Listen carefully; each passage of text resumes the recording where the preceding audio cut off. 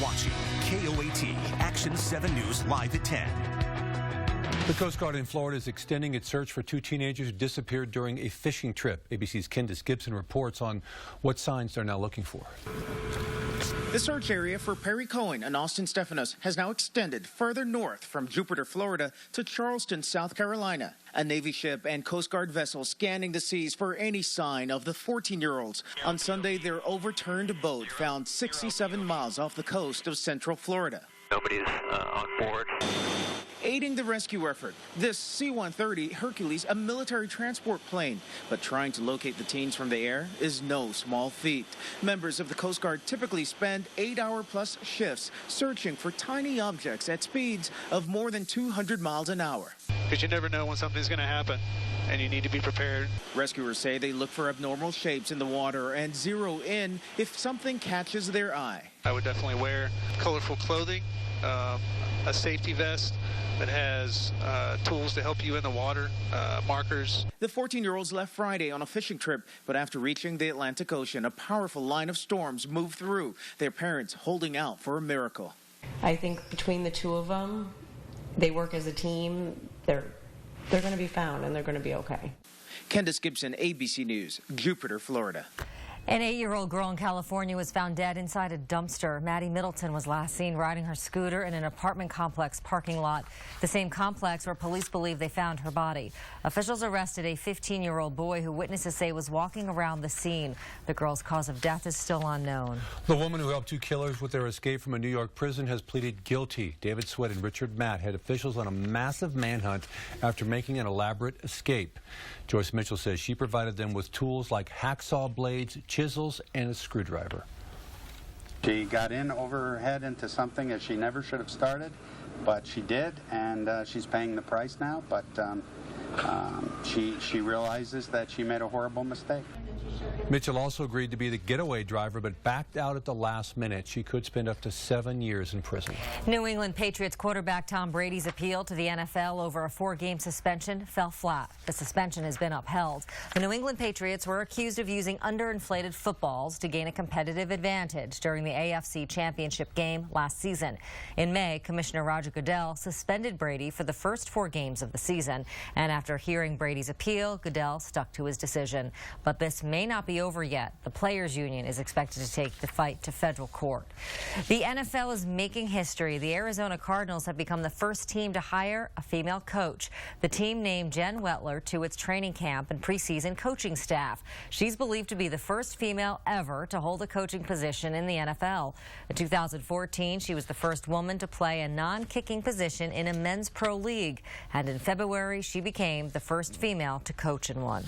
Everybody wanted to see, like, oh my gosh, what's going to happen when she gets hit for the first time? And I got hit, and I popped right back up, and we lined back up and did it again. I mean, that's football.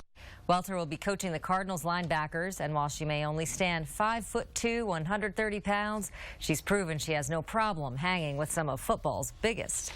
A man in Maine is lucky to be alive after nearly being crushed by an out-of-control SUV. Joel Moran says he was running errands when he stopped to get gas. Police say down the street, a driver of a dark SUV blew through a stop sign. You can see it on the surveillance video there. Another SUV races through the intersection, clips the first vehicle, and loses control.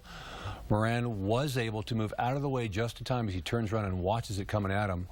And slammed into his car. Luckily, no one was hurt. An ATM worker in New Jersey made a costly mistake after accidentally leaving a bag of money behind. An employee from ATMforus.com was on his way to reload machines.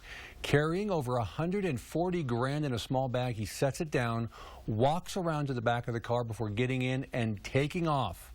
Yep, no bag. Shortly after, a van is seen picking up that bag full of money and driving off. Police say the worker who left it didn't notice anything was gone until he was miles away.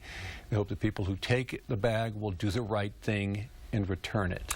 Wow, the Boy Scouts of America is now allowing openly gay adults to serve as leaders. The organization says it hopes this will help allow the group to move forward. But there is one exception to the policy. ABC's Stephanie Ramos has the latest.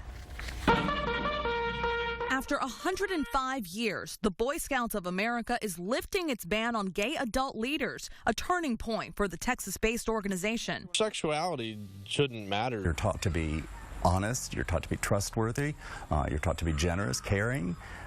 Discrimination is none of those things. Now it's official, 2 years after the Boy Scouts removed the ban on gay youth. Previously, the ban being lifted for youth members was contradictory because it indicated that it was only okay until you were 18. The group's president, former U.S. Defense Secretary Robert Gates, who also helped end the Don't Ask, Don't Tell policy that stopped openly gay people from joining the military, says the ban was not sustainable. For far too long, this issue has divided and distracted us.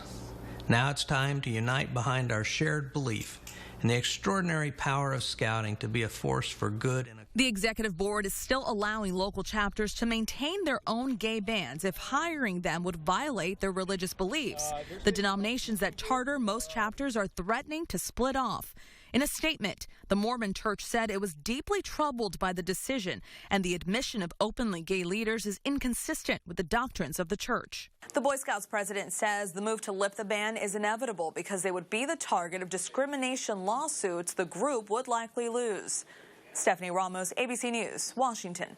Officials in New York say dry rot is to blame for a 2.5-ton tree crashing through a roof and landing on a woman. The 20-year-old was sleeping when the massive tree slammed into the house and trapped her in bed.